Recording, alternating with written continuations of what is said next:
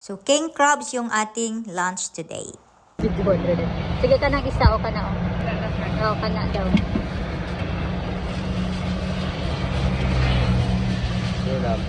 Ka na o ka na o.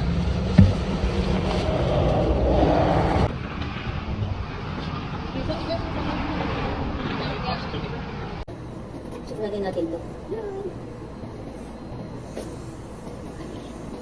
Lagyan natin siya. Anuhin natin. Tatanggalan natin ha. Lagyan natin yung gata.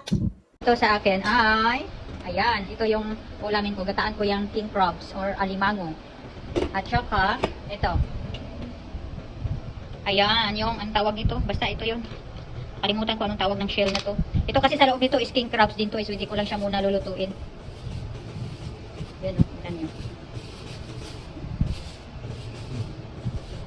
Yun. Oh, I guess lulutuin ko na lang. Ano ba? Wag lang muna. Butter garlic ko yan.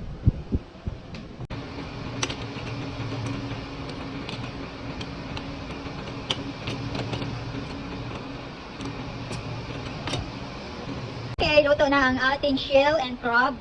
Ito yung alimango, king crabs at saka may bagyo beans. Ginataan to eh. Wow, sarap! Yummy, yummy!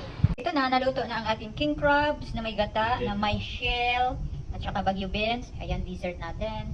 Ito yung kanin natin. Ito yung pang ano ng crabs. Oh, wow. Okay, kain na guys. Yummy, yummy. Sarap ah! Sarap, sarap, sarap! Sarap.